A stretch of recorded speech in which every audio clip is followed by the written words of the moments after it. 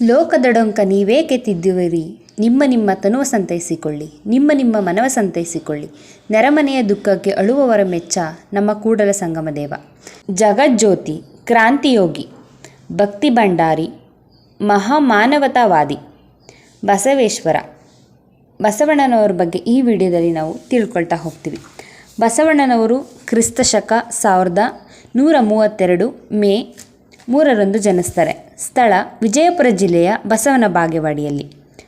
ಇವರ ತಂದೆ ಮಾದರಸ, ತಾಯಿ ಮಾದಲಾಂಬಿಕೆ. ಬಸವಣ್ಣನಿಗೆ 8 ವರ್ಷ ಇದ್ದಾಗ ಜನವಾರವನ್ನು ಹಾಕುವಂಥ ಸಂದರ್ಭದಲ್ಲಿ ಅವರು ತನ್ನಗಿಂತ ದೊಡ್ಡವಳಾದ ತನ್ನ ಅಕ್ಕ ನಾಗಮ್ಮನಿಗೆ ಮೊದಲು ಜನವಾರವನ್ನು ಹಾಕೋದಕ್ಕೆ ಹೇಳ್ತಾರೆ. ಆ ಸಂದರ್ಭದಲ್ಲಿ ಅಲ್ಲಿ ನೆರೆತಿರ್ತಕ್ಕಂತಹ ಜನರು ಜನವಾರ ಇರುವುದು ಕೇವಲ ಪುರುಷರಿಗೆ, ಮಹಿಳೆಯರು ಅದನ್ನು ಧರಿಸುವುದಿಲ್ಲ ಅಂತ ಹೇಳಿದಾಗ ಅವರು ಅಲ್ಲಿ ನಡೆದಂತಹ ಲಿಂಗ ತಾರತಮ್ಯವನ್ನು ವಿರೋಧಿಸಿ ಮನೆಯನ್ನು ಬಿಟ್ಟು ಹೋಗ್ತಾರೆ. ನಂತರ ಅವರು ಕೂಡಲ ಸಂಗಮಕ್ಕೆ ಸೇರ್ಕೋತಾರೆ. ಅಲ್ಲಿ 12 ವರ್ಷಗಳ ಕಾಲ ಲಘುನಿಶ ಪಶುಪಾಠ ಸಂಪ್ರದಾಯದ ಶೈವ ಕಲಿಕೆಯನ್ನು ಮುಗಿಸ್ತಾರೆ. ನಂತರದಲ್ಲಿ ಬಿಚ್ಚಾಳ ಮಹಾರಾಜನ ಪ್ರಧಾನಮಂತ್ರಿಯ ಮಗಳಾದ ಮತ್ತು ಅವರ ತಾಯಿಯ ಸೋದರ ಸಂಬಂಧಿಯಾದ ನಾಗಾಂಬಿಕೆಯನ್ನು ಮದುವೆ ಆಗ್ತಾರೆ.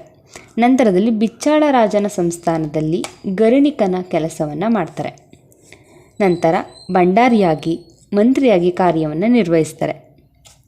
ಬಸವಣ್ಣನವರು ಸಮಾಜದಲ್ಲಿ ಹಲವು ಜಾಗೃತಿಯನ್ನು ಮೂಡಿಸ್ತಾರೆ.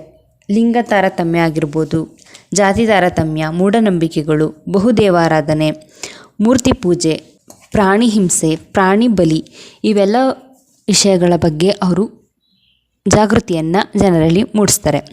ಬಸವಣ್ಣನವರು ಅಂತರ್ಜಾತಿ ವಿವಾಹವನ್ನು ಮಾಡ್ತಾರೆ. ಈ ಒಂದು ಅಂತರ್ಜಾತಿ ವಿವಾದಕ್ಕೆ ಶುರುವಾಗುತ್ತೆ. ಆ ಒಂದು ಬಿಚ್ಚಾಳದಲ್ಲಿ ಇರ್ತಕ್ಕಂತಹ ಜನರು ಅಂತರ್ಜಾತಿ ವಿವಾಹವನ್ನು ವಿರೋಧಿಸಿ ತಮ್ಮ ರಾಜನಿಗೆ ದೂರನ್ನು ಕೊಡ್ತಾರೆ.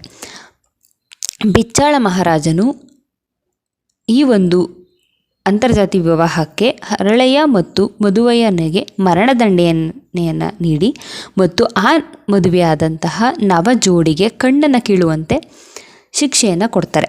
ಇದನ್ನು ನೋಡಿ ಮನನೊಂದ ಬಸವಣ್ಣನವರು ತಮ್ಮ ಮಂತ್ರಿ ಪದವಿಯನ್ನು ತ್ಯಜಿಸಿ ಕೂಡಲ ಸಂಗಮಕ್ಕೆ ತೆರಳ್ತಾರೆ. ನಂತರ ಅಲ್ಲಿ ತತ್ವ ಪ್ರಚಾರಕ್ಕಾಗಿ ಕಲ್ಯಾಣದಲ್ಲಿ ಅನುಭವ ಮಂಟಪವನ್ನು ಕಟ್ತಾರೆ. ಸಾಮಾಜಿಕ ಮತ್ತು ಧಾರ್ಮಿಕ ಚರ್ಚೆಗಾಗಿ ಆ ಒಂದು ಅನುಭವ ಮಂಟಪವನ್ನು ಮೀಸಲಾಗಿಡ್ತಾರೆ. ಬಸವಣ್ಣನವರ ಅಂಕಿತನಾಮ, ಅವರ ವಚನಗಳ ಅಂಕಿತನಾಮ ಕೂಡಲ ಸಂಗಮ ದೇವ. ಇದುವರೆಗೆ 1500 ವಚನಗಳು ಲಭ್ಯವಾಗಿದ್ದು, ಇವರ ವಚನಗಳು ಸಮಾಜದ ಸುಧಾರಣೆ ಚಿಂತೆಗಳು ಮತ್ತು ಭಕ್ತಿ ಮಾರ್ಗದರ್ಶನವನ್ನು ಬಿಂಬಿಸ್ತವೆ. ಬಸವಣ್ಣನವರು ಕ್ರಿಸ್ತಶಕ 1168ರಲ್ಲಿ ಕೂಡಲ ಸಂಗಮದಲ್ಲಿ ಮರಣವನ್ನು ಹೊಂದ್ತಾರೆ ಅಂತ ಹೇಳಲಾಗಿದೆ. ಆದರೆ ಇನ್ನೂ ಯಾವುದೇ ರೀತಿಯಾಗಿ ಈ ಒಂದು ವಿಚಾರದ ಬಗ್ಗೆ ಕ್ಲಾರಿಫಿಕೇಷನ್ ಇಲ್ಲ.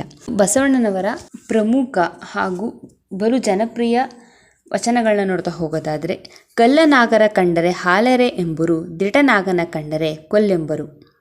ಆಚಾರವೇ ಸ್ವರ್ಗ, ಅನಾಚಾರವೇ ನರ್ಕ, ಕಾಯಕವೇ ಕೈಲಾಸ.